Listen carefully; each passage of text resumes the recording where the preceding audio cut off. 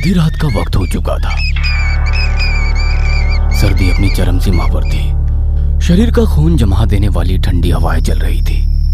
एक व्यक्ति बड़ी तेजी से चलता हुआ घने जंगल के बीच बने एक वीरान मंदिर की ओर चला जा रहा था।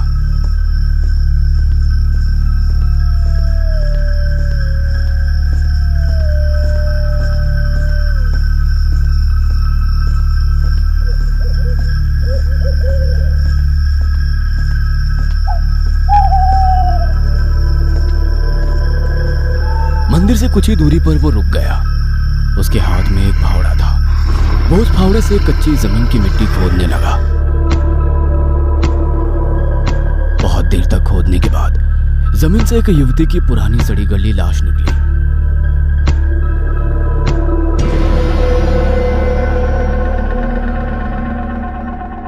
उस लाश को देखकर उस व्यक्ति की आंखें चमक उठी।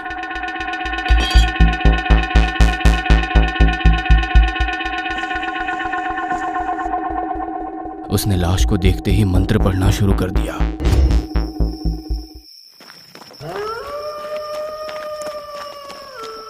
अचानक एक व्यक्ति हाँफता हुआ उसके पास आकर खड़ा हो गया। उसका नाम मोहनदास था। ये तुम क्या कर रहे हो? ये गलत है आदित्य। हम गुरुजी की सिखाई हुई विद्या का गलत फायदा नहीं उठा सकते। मोहनदास की बात सुनकर आदित्य गुस्से में बोला, मैंने इस पर मंत्र पढ़ दिए हैं। अब सिर्फ एक रस्म और बच गई है। उसके बाद मैं दुनिया में सबसे ताकतवर हो जाऊंगा। मुझे पता था तुम नहीं मानोगे, इसीलिए मैंने गुरुजी को तुम्हारे बारे में सब बता दिया है। वो कुछ ही देर में यहाँ पहुँच जाएंगे। तूने वो रस्म तो पूछी ही नहीं मोहनदास। इस लाश को ताजा इंसानी खून चढ़ाना है। यहाँ आकर तूने मेरा काम आसान कर दिया। इतना कहकर आदित्य ने उसी फावड़े से मोहनदास के ऊपर ताबड़तोड़ वार करना शुरू कर दिए।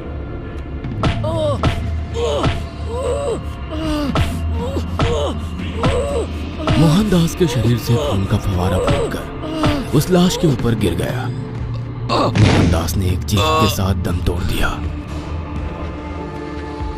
अचानक मंदिर रोशनियों से जगमगा उठा और उसका दरवाजा खुल गया। 2 दिन बाद उसी रास्ते से पुरातत्व विभाग के कर्मचारियों की कार गुजर रही थी। कार में 4 लोग सवार थे, गुंजन, आशीष, सुमित और नंदिनी। गाड़ी धीरे चलाओ सुमित। देख नहीं रहे कैसा सन्नाटा छाया हुआ है? कहीं कोई जंगली जानवर कार के सामने ना आ जाए। बस करो नंदिनी, इतना ही डर लगता था तो किसी ब्यूटिशियन का कोर्स करती। इस प्रोफेशन में क्यों आई? क्योंकि ये प्रोफेशन नंदिनी की माँ का सपना था। अब तुम दोनों मेरा मजाक उड़ाना बंद करोगे? नंदिनी सही बोल रही है। उसके कहने का गलत मतलब मत लो। उसका मजाक मत उड़ाओ। हम उसका मजाक नहीं उड़ा रहे। हमारा काम है ऐतिहासिक इमारतों को तलाश करना। तुम शायद नहीं जानती है गुंजन, मिस्त्री के मकबरे की खुदाई में मैं भी शामिल था। बस करो सुमित, तुम्हारी ये कहानी सुन सुनकर हम तंग आ चुके हैं। अब ये बताओ कि क्या हम लोग सही रास्ते पर हैं? सुमित गाड़ी को रोककर हाथ में टेबलेट लेकर मैप को बहुत गौर से देखने लगा।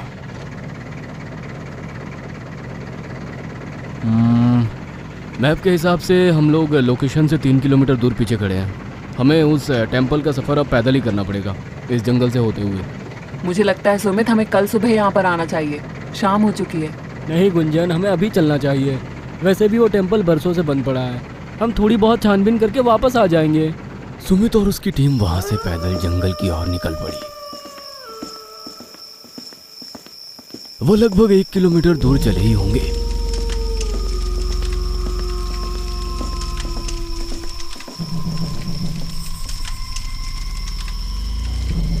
कि उन्हें उस गांव से बहुत सारे लोग आते हुए दिखे। सुमित ने आशीष की ओर देखकर कहा, अरे ये तो पपुआ गांव के लोग लगते हैं। यहीं तो हम जा रहे हैं। इतने सारे लोग अपना सामान बांधे कहाँ जा रहे हैं? चलो चलकर उनसे पूछ लेते हैं। सुमित ने उनके करीब जाकर गांव के एक व्यक्ति से पूछा, तुम सब लोग गांव छोड़कर क्यों जा रहे हो? उस व्यक्ति ने बहुत ही आहिस्ता से कहा, कल रात गांव के 3 युवक मृत अवस्था में मंदिर के पास मिले हैं। उनके सीने से दिल गायब थे। मेरी मानो तो आप लोग भी वापस चले जाओ। रात होने वाली है और वो दोबारा वापस आ गई है। कौन वापस आ गई है? उस मंदिर की डायन चंद्रमुखी। उस व्यक्ति की बात सुनकर सुमित बहुत जोर जोर से हंसने लगा। मंदिर में पूजा होती है बेवकूफ, वहां पर डायन नहीं रहती है। लगता है रात में चंद्रमुखी मूवी देख ली होगी तुम सबने। नहीं साहब, कुछ मंदिर शापित भी होते हैं। अगर इस दुनिया में भगवान के मंदिर है तो शैतानों के भी मंदिर है। वैसे आप कहाँ जा रहे हैं? हमें कल रात किसी का कॉल आया था कि इस गांव में कोई ऐतिहासिक मंदिर है जो बरसों से बंद है। हम वही जा रहे हैं। हम वहां पर जाकर छानबीन करेंगे। अब वो वाकई बहुत पुराना हुआ तो वो पुरातत्व विभाग की संपत्ति में आ जाएगा। अपनी जान बचानी है तो यहाँ से चले जाओ। इतना कहकर वो व्यक्ति तेज कदमों के साथ चला गया। सुमित अपने दोस्तों के पास वापस आ गया। क्या बोल रहा था वो? पता नहीं क्या उटपटांग बातें कर रहा था। बोल रहा था मंदिर की डायन चंद्रमुखी वापस आ गई है। मुझे मेरे भारतवासियों को देखकर बड़ा तरस आता है। आज हम मंगल पर जाने की तैयारी कर रहे हैं और ये लोग डायन और पिशाच से बाहर ही नहीं निकल पा रहे हैं। चलो चलते हैं।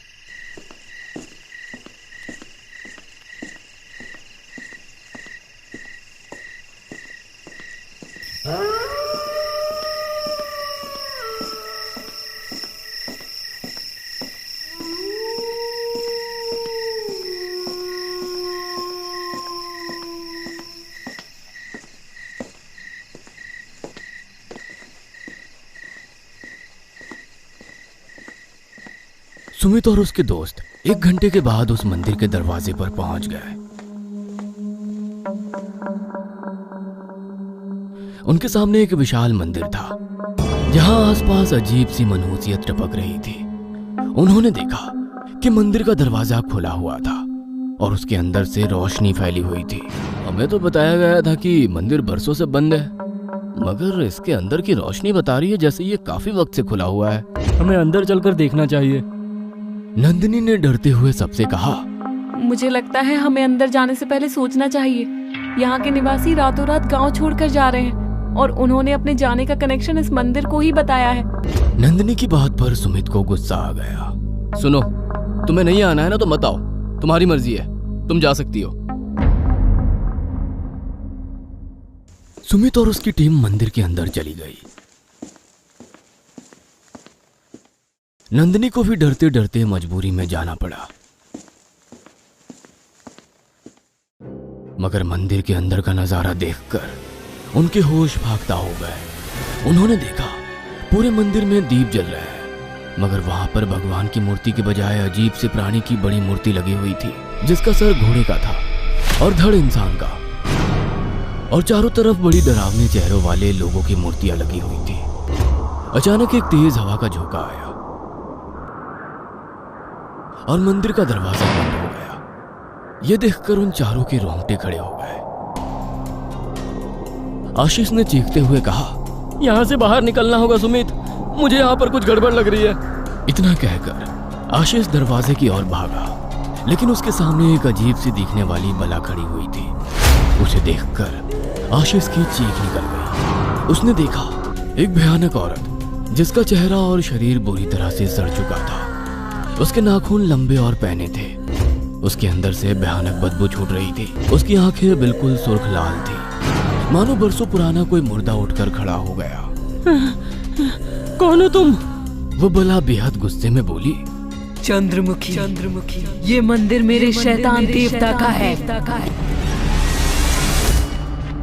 इतना कहकर उसने अपने नाखून आशीष के सीने में गाड़ दिए और उसका दिल बाहर निकाल लिया।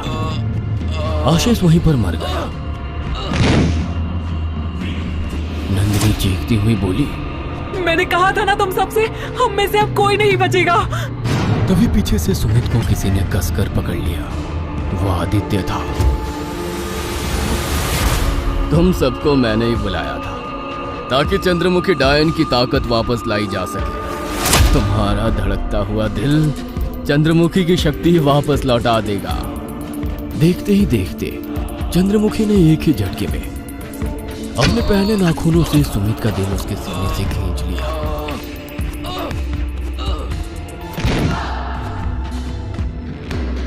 और बड़े चाव से खाने लगे।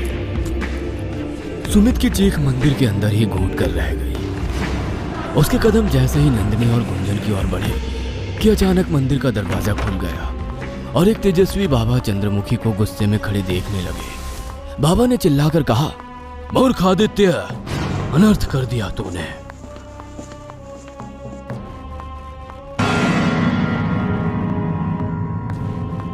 मेरे सिखाए हुए मंत्र द्वारा इस चंद्रमुखी की आत्मा को पाताल लोक से वापस बुलाकर इसके शरीर में डाल दिया। तूने मेरे प्रिय शिष्य मोहन दास को भी मार दिया। हाँ, क्योंकि मैं इस संसार पर राज करना चाहता हूँ। अब चंद्रमुखी मेरी गुलाम है। मूर्ख, बरसों पहले इसी मंदिर में ये राक्षस की पूजा करती थी और राक्षस को खुश करने के लिए ये जिंदा इंसानों का दिल निकाल कर खा लेती थी।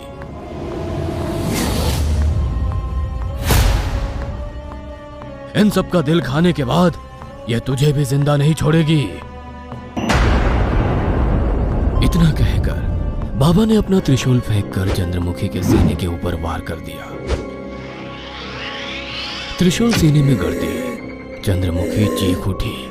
उसका चेहरा और भयानक हो गया। उसने आदित्य को पकड़ लिया। अचानक मंदिर के अंदर की जमीन फट गई। चंद्रमुखी आदित्य को पकड़ते हुए जमीन में समा गई। मंदिर के सारे दीप बुझने लगे। सब बाहर निकलो।